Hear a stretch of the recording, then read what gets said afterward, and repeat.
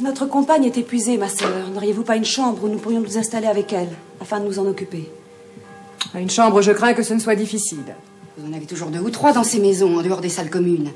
Nous en avons 2. Malheureusement, elles sont occupées par une noble dame et ses femmes. Ne peut-elle au moins en céder une? La noblesse ne signifie pas grand-chose ici. Oh, je sais.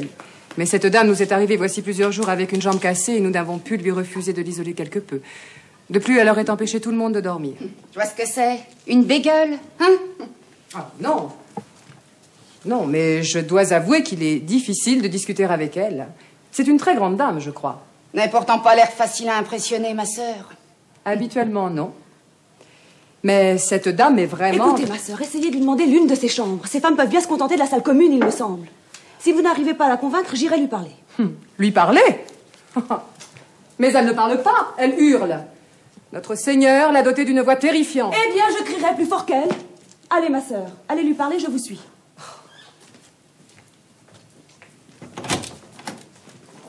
Votre salle commune est à l'autre bout des bâtiments, ma sœur. Et moi, j'ai besoin de mes femmes. Mais un lit est toujours un lit où qu'il se trouve, que diable! Sans doute, mais une salle commune est bruyante pour une malade. Et en outre, il vaudrait mieux ne pas évoquer le diable dans cette sainte maison. Bon, je vous fais mes excuses, ma sœur, mais je garde mes chambres. Et vous défie bien de m'en faire bouger. Alors ça, c'est un peu... Ah ben, décidément, on entre chez moi comme dans un moulin qui est celle-là. Catherine!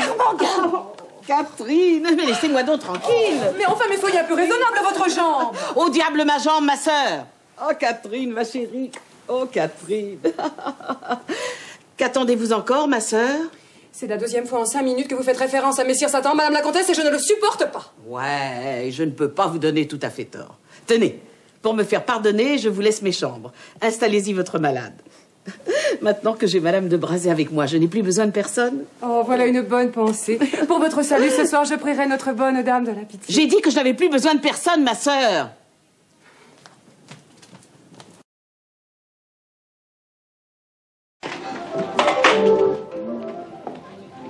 Oh, monsieur, vous voilà enfin. Sortez, Lisette. Qu'est-ce que ça signifie, Anna? Qui sont ces gens? Ce sont les amis de madame, la meilleure société du pays. La meilleure société du pays accourt sur un signe de madame. Il suffisait donc que je m'éloigne un peu pour qu'elle recouvre la santé. Oh, il est vrai qu'elle va beaucoup mieux depuis quelques semaines. Mais pourquoi êtes-vous donc resté si longtemps absent, monsieur? Mon voyage a duré plus longtemps que prévu. Et où est Pierre? Où est Pongo? Madame a mis Pierre à l'entrée du salon où l'on danse et monsieur Pongo à l'entrée de l'autre salon pour surveiller les joueurs. Parce qu'on joue chez moi? Oui, monsieur. Beaucoup depuis quelque temps.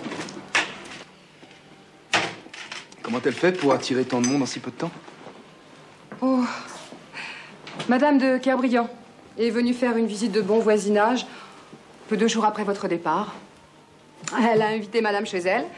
Et en une semaine, nous connaissions toute la noblesse du pays. Monsieur le Gros ne se montre presque jamais au château.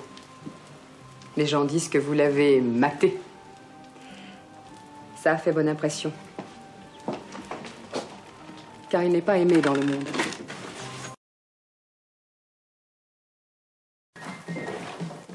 Ange Pitou! N'ayez pas peur, Mère Billon. Ça n'est que moi. Oh. Bonjour, Mère Billot. Bonjour, Mademoiselle Catherine. Bonjour, Pitou. Vous êtes donc engagé? Oh, engagé. Le père Billot et moi, on a pris la Bastille. Seigneur Dieu, tous les deux? Oh, presque. Et comment va mon père? Oh, il va très bien, il est à Versailles. Il est le bras droit du docteur Gilbert, qui est lui-même le bras droit du docteur Necker. À part ça, les nouvelles de Paris sont très mauvaises. Il n'a pas voulu confier à la mère Billot la lourde tâche de l'administration d'une ferme comme celle-ci. Il a donc choisi Mademoiselle Catherine. Ma fille? Eh oui, mère Billot. Il délègue et autorise Mademoiselle Catherine pour toutes les tâches et tout le travail de la maison. Sic ait et dicto sitius tumida aecora placat. Le père Billot sait ce qu'il fait. Voilà ma Catherine transformée en homme. Courir les champs, courir les routes toute seule? Oh, mais rassurez-vous, mère Billot. Je serai là et je l'accompagnerai partout. Ma fille avec un garde du corps. C'est aussi dans les instructions de notre homme? Mon père n'a sûrement pas confié ce métier de paresseux à un gros travailleur comme Monsieur Pitou. Peut-être que Monsieur Pitou a vu ça à Paris, des jeunes filles qui traînent partout des garçons derrière elles. Si je ne vous protège pas, qu'est-ce que vous me donnerez à faire, mademoiselle Catherine? Mais rien, Monsieur Pitou. Rien? Vous voulez dire que je suis un bon à rien? Je vais aller à Ferté-Milon, maman. Mangez à ma place, Monsieur Pitou, puisque le couvert est mis.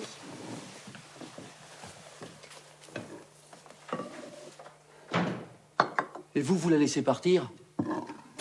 Dame, c'est elle qui commande. À présent, je ne suis là pour obéir. Allez, mangez toujours, vous êtes maigre à faire peur.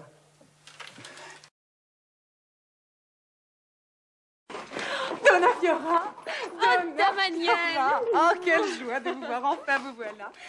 Que vous êtes belle. Je comprends pourquoi Francesco était si fier de vous. Oh, Messer Lascaris, soyez le très bienvenu dans notre maison. Votre accueil si chaleureux me touche. Mais on dirait que vous nous attendiez. Oh, mais bien sûr, et depuis longtemps déjà. Messer Donati, qui gère à présent les affaires de la maison Beltrami, m'a fait tenir un message ainsi qu'une lettre de Monseigneur Lorenzo de Médicis. Oh, mais je vous en prie, nous n'allons pas rester dehors. Entrez donc, entrez donc. Et toi, Florent, qu'est-ce que tu fais là? Mais enfin, mais qu'est-ce que ce gâchis? Mais veux-tu bien te dépêcher de ramasser tout ça? Je vais l'aider. Vous, salir vos mains? Oh, j'aimerais mieux mourir. Je vais chercher ce qu'il faut. Eh bien, Oscar.